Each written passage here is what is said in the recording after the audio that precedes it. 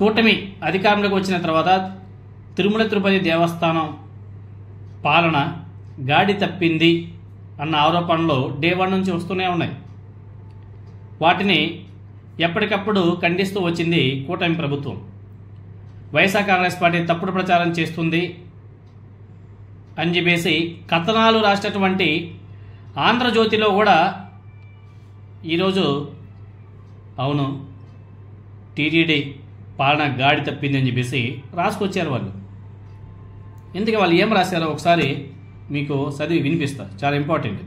ఎందుకంటే ఇది ఏపీఎన్ రాధాకృష్ణ రాశారు కదా, దాని గురించి మనం చెప్పుకోకపోతే మనం మళ్ళీ అందరూ ఫీల్ అవుతారు. ఆయన రాసినటువంటి మాట ఏమని రాశాడు, టీటీడీ ఎక్స్ఈఓ అంటే శ్యామలారావు గారు అలిగారు. అనారోగ్య కారణాలతో 3 నెలల సెలవుకు దరఖాస్తు. బాధ్యతలు స్వీకరించని అనంతరాము, అదేవిధంగా దండే. ఈనాడు పేపర్ రాసిన మన రాధాకృష్ణ రాసినటువంటి వార్త. సీనియర్ ఐఏఎస్ అధికారి శ్యామలారావు అలకబూనారు. టీటీడీ ఈఓ పోస్ట్ నుంచి ఇటీవల ఆయన తప్పించిన కూటమి ప్రభుత్వం సాధారణ పరిపాలనా శాఖ ముఖ్య కార్యదర్శిగా పోస్టింగ్ ఇచ్చింది. ఆ పోస్ట్ నచ్చకపోవడంతోనే సెలవులపై వెళ్లడానికి సిద్ధమయ్యాడు. టీటీడీ ఈఓగా ఆయనకు బాధ్యతలు అప్పగించిన తర్వాత దేవస్థానం పాలనా వ్యవహారాల్లో ప్రతిష్టంభన ఏర్పడింది. టీటీడీ చైర్మన్ అదేవిధంగా అధికారులతో వివాదాలతో పాటు భక్తులకు సరైన సదుపాయాలు కల్పించడంలో విఫలమయ్యారని శ్యామలారావుపై విమర్శలు వెల్లువెత్తాయి. ఈ నేపథ్యంలో సీఎం చంద్రబాబు ఆయన బదిలీ చేశాడు. ప్రభుత్వ శాఖలో కీలక విభాగంలో పోస్ట్ కావాలని ఆయన కోరిన మేరకు జీఏడీ ముఖ్య కార్యదర్శిగా నియమించారు. అయితే ఆయనకు ఈ పోస్టింగ్ నచ్చలేదని తెలుస్తుంది. దీంతో అనారోగ్య కారణాలతో 3 నెలల సెలవుపై వెళ్తున్నట్టు ప్రభుత్వానికి లేఖ సమర్పించాడు. మరోవైపు ఇటీవల బదిలీలో గవర్నర్ స్పెషల్ సీఎస్గా అనంతరాము, అటవీశాఖ ముఖ్య కార్యదర్శిగా కాంతిలాల్ దండేని ప్రభుత్వం నియమించింది. వీరిద్దరూ బాధ్యతలు స్వీకరించలేదు. ఈనాడు పేపర్ ఏంది మన ఏపీ రాధాకృష్ణ రాసినటువంటి వార్తది.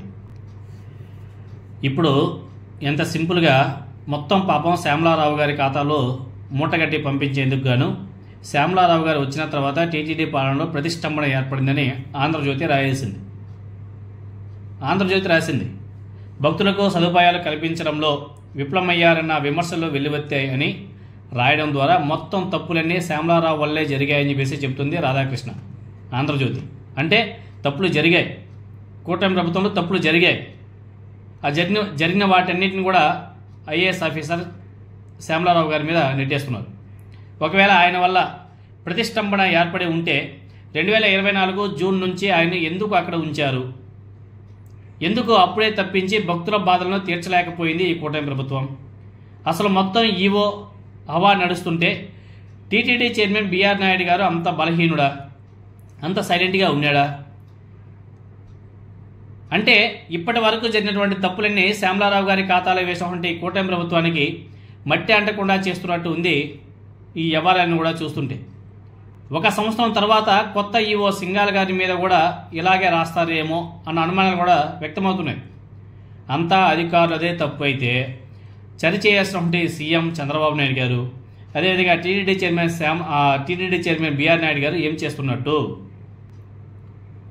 శ్యామలారావు గారిని నియమించినప్పుడు జగన్ చూసి నేర్చుకో, సమర్థవంతమైన అధికారులను ఎంపిక చేయడం ఎలాగో చంద్రబాబు నాయుడు గారిని చూసి నేర్చుకో అనేసి జగన్మోహన్ రెడ్డి గారిని ఇదే పచ్చ మీడియా ఎత్తిపొడిచింది.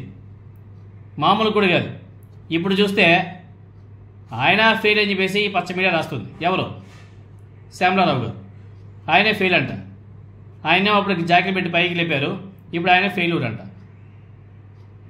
మరి ఆయన ఎంపిక చేసినటువంటి చంద్రబాబు నాయుడు గారు, అదేవిధంగా బిఆర్ నాయుడు గారు, మరి వాళ్ళలో లోపం లేదా? చంద్రబాబు నాయుడు గారు ఎంపికలోనే లోపం ఉందా అనే ప్రశ్న కూడా లేవనెత్తుతున్నారు అందరూ కూడా. రాధాకృష్ణ ఎలాగైనా సరే రాసేస్తారు. ఎందుకంటే గతం మర్చిపోతారు ప్రజలు, ప్రజెంట్ మాత్రం గుర్తుపెట్టుకుంటారన్న ఆలోచనలో రాధాకృష్ణ బీభత్సంగా రాసేస్తుంటాడు. గతంలో తిట్టాడు కదా జగన్ని, ఇప్పుడు శ్యామలారావు గారి మీద తప్పులన్నీ కూడా ఆయనదే అనేసి ఆయన మీద నెట్టేసి వీళ్ళు తప్పించుకునే కార్యక్రమం కూడా మొదలుపెట్టేశారు.